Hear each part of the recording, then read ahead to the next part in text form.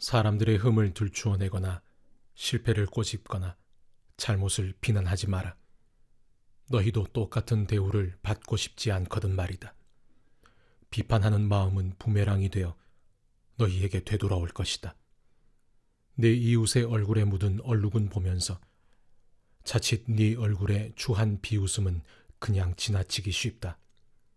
네 얼굴이 멸시로 일그러져 있는데 어떻게 뻔뻔스럽게 내가 네 얼굴을 씻어주겠다고 말하겠느냐. 이 또한 동네방네의 쇼를 하겠다는 사고방식이며 자기 역할에 충실하기보다는 남보다 거룩한 척 연기를 하는 것이다. 네 얼굴에 추한 비웃음부터 닦아내라. 그러면 네 이웃에게 수건을 건네줄 사람이 될지도 모른다. 거룩한 것으로 장난치지 마라. 농담과 바보짓은 하나님께 영광이 되지 않는다. 거룩한 신비를 한갓 슬로건으로 격화시키지 마라. 시대를 따라가려다가 너희는 오히려 약아져서 불경스러운 사태를 부를 뿐이다. 하나님과 흥정하지 마라. 솔직하게 말씀드려라. 필요한 것을 구하여라. 우리는 쫓고 쫓기는 게임이나 숨바꼭질을 하고 있는 것이 아니다. 너희 아이가 빵을 달라고 하는데 톱밥을 주면서 아이를 속이겠느냐? 아이가 생선을 달라고 하는데 살아있는 뱀을 접시에 담아 아이에게 겁을 주겠느냐? 너희가 아무리 악해도 그런 생각은 하지 않을 것이다. 너희도 자기 자식에게는 최소한의 예의를 지킨다. 그렇다면 너희를 사랑으로 잉태하신 하나님은 그보다 훨씬 낫지 않으시겠느냐? 여기 간단하지만 유용한 행동 지침이 있다. 사람들이 너희에게 무엇을 해주면 좋겠는지 자문해보아라. 그리고 너희가 먼저 그들에게 그것을 해주어라.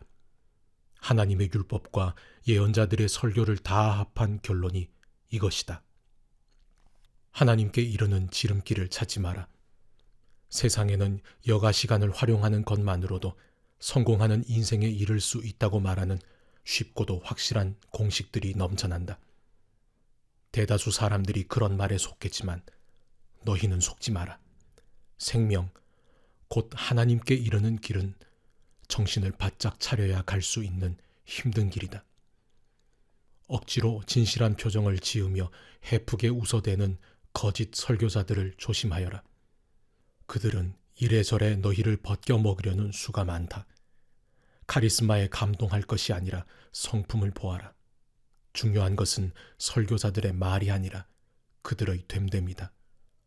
참된 지도자는 절대로 너희 감정이나 지갑을 착취하지 않는다. 썩은 사과가 열린 병든 나무는 찍혀서 불살라질 것이다. 암호를 정확히 안다고 해서 예컨대 주님 주님 한다고 해서 너희가 나 있는 곳 어디든지 올 수 있는 것은 아니다. 정말 필요한 것은 진지한 순종이다. 내 아버지의 뜻대로 행하는 것이다. 벌써부터 내 눈에 훤히 보인다. 최후 심판날에 많은 사람들이 거들먹거리며 내게 와서 이렇게 말할 것이다. 주님, 우리는 메시지를 전했고 귀신을 혼내줬으며 하나님이 후원해 주신 우리 사업은 모든 사람들의 입에 오르내렸습니다. 그때 내가 뭐라고 말할지 아느냐? 이미 때는 늦었다. 너희가 한 일이라고는 나를 이용해 유력자가 된 것뿐이다. 너희에게는 나를 감동시키는 구석이 하나도 없다. 여기서 나가거라. 내가 너희에게 하는 이 말은 너희 삶에 덧붙이는 장식이나 너희 생활 수준을 높여주는 리모델링 같은 것이 아니다. 내 말은 주춧돌과도 같아서 너희는 내 말 위에 인생을 지어야 한다. 너희가 내 말을 너희 삶으로 실천하면 너희는 든든한 바위 위에 집을 지은 현명한 목수와 같다. 비가 퍼붓고 강물이 넘치고 돌풍이 쳐도 그 집은 끄떡없다. 바위 위에 꼿꼿이 서 있다.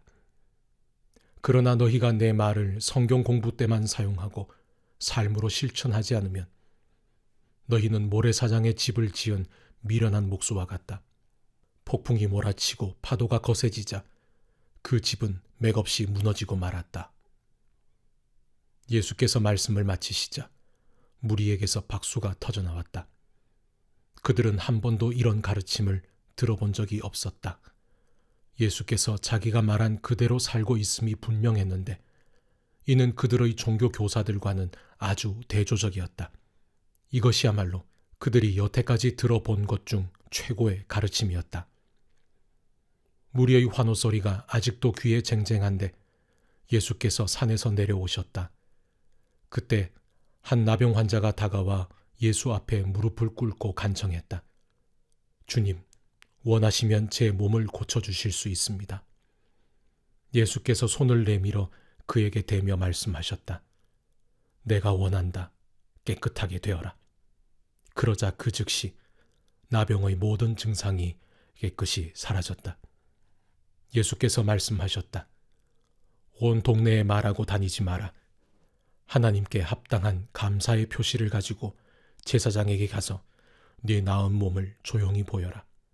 네 말이 아니라 깨끗해져서 감사하는 네 삶이 내가 한 일을 증거할 것이다. 예수께서 가버나움 마을에 들어가시자 로마군 지휘관 하나가 당황한 표정으로 다가와 말했다. 주님, 저의 종이 병들었습니다.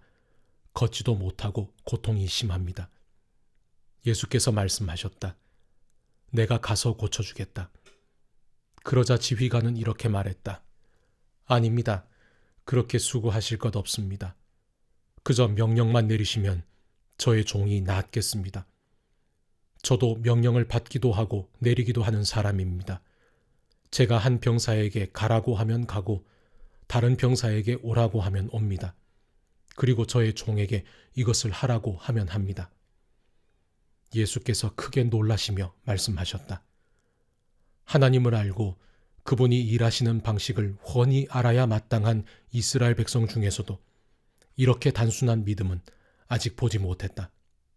이 사람은 머자나 사방에서 모여들 많은 이방인들의 선봉이다. 그들은 동쪽에서 흘러들고 서쪽에서 쏟아져 들어와 아브라함, 이삭, 야곱과 함께 하나님 나라의 잔치상에 앉을 것이다. 믿음 안에서 자랐으나 믿음이 없는 사람들은 무시당하고 은혜에서 소외된 자들이 되어 이게 어찌된 일인지 의아해할 것이다. 예수께서 지휘관을 보시며 말씀하셨다. 가거라. 네가 믿은 그대로 되었다.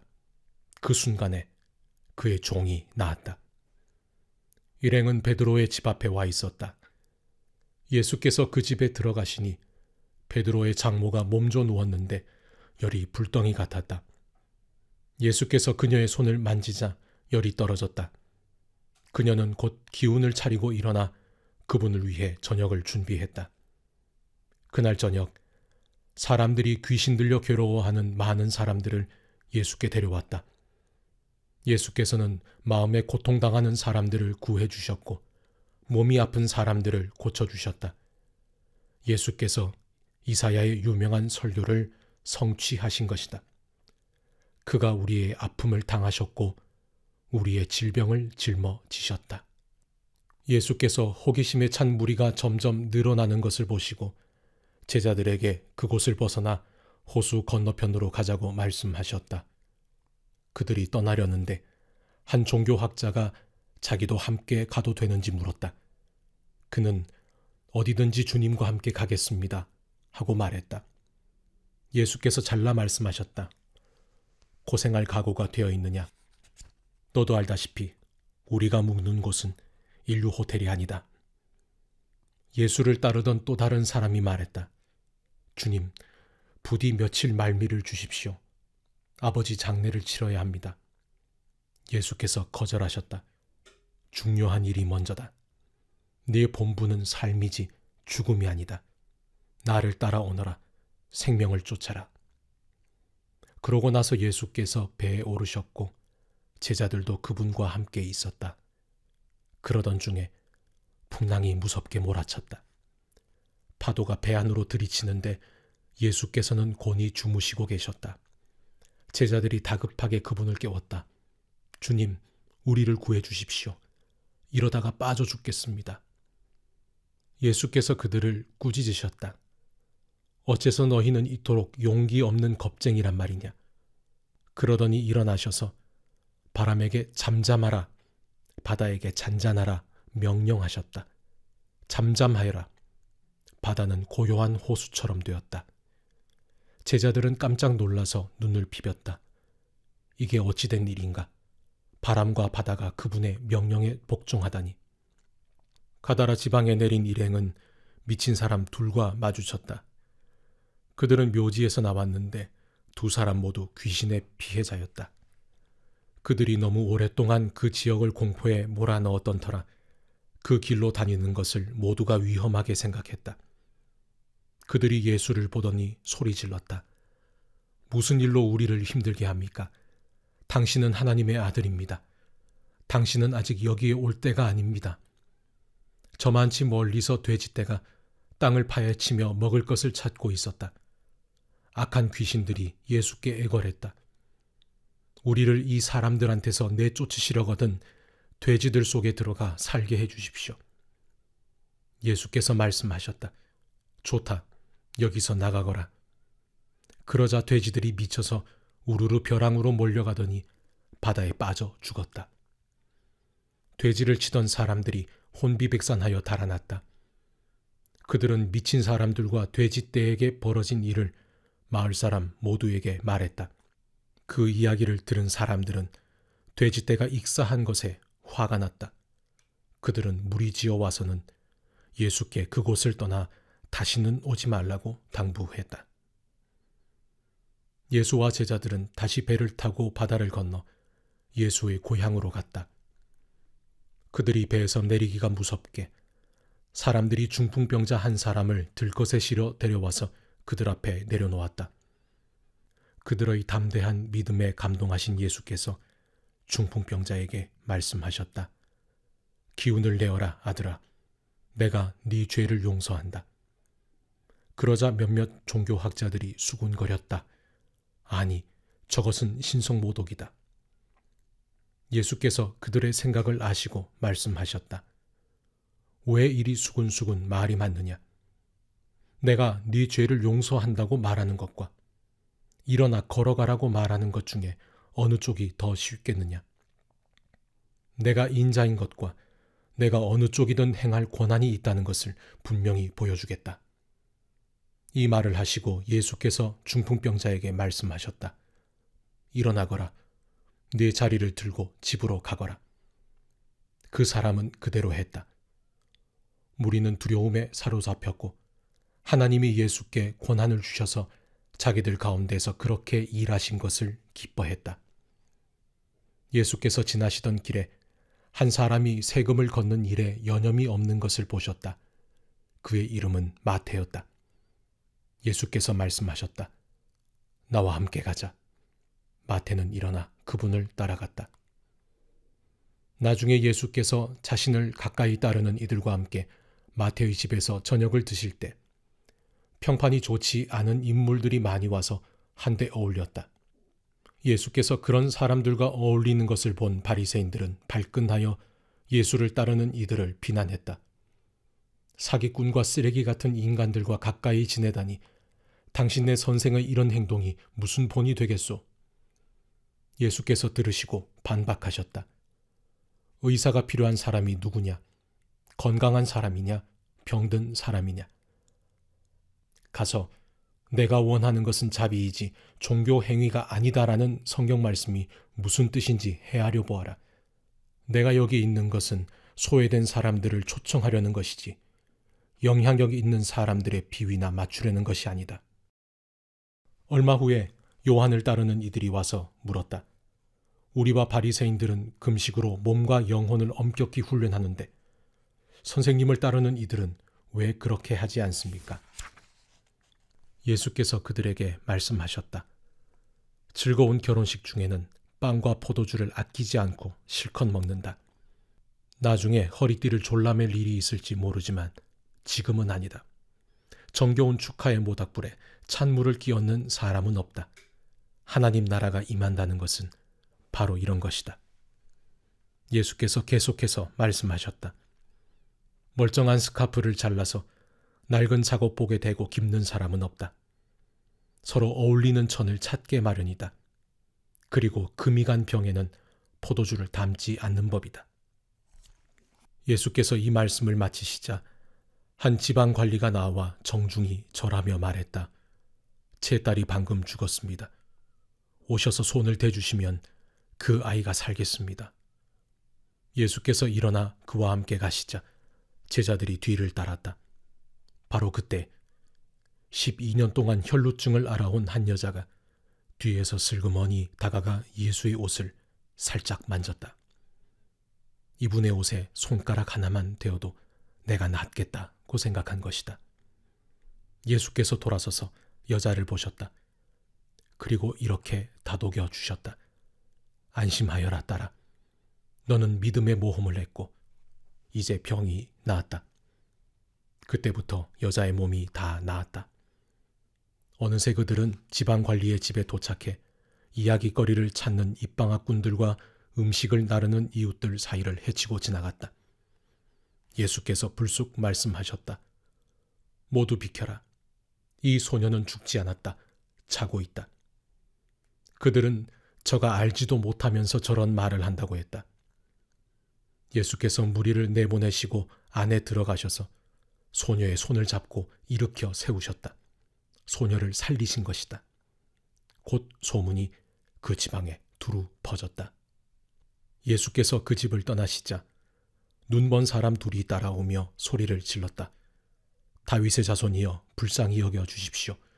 우리를 불쌍히 여겨 주십시오. 예수께서 집에 들어가시자 눈먼 그들도 따라 들어왔다. 예수께서 그들에게 말씀하셨다. 너희는 정말 내가 이 일을 할 수 있다고 믿느냐? 그들이 말했다. 그렇습니다, 주님. 예수께서 그들의 눈을 만지시며 말씀하셨다. 너희 믿음대로 되어라. 그러자 그 말씀대로 그들이 앞을 보게 되었다. 예수께서 엄하게 주의를 주셨다. 이 일이 어떻게 일어났는지 아무에게도 알리지 마라. 그러나 그들은 문을 나서기가 무섭게 만나는 사람마다 그 일에 대해 떠들어대기 시작했다. 눈먼 사람들이 나가자마자 사람들이 악한 귀신이 들려 말 못하는 사람을 예수께 데려왔다. 예수께서 괴롭히는 악한 귀신을 쫓아내시자 그 사람은 마치 평생 말을 해온 사람처럼 즉시 말문이 술술 트였다. 사람들이 일어나서 박수갈채를 보냈다.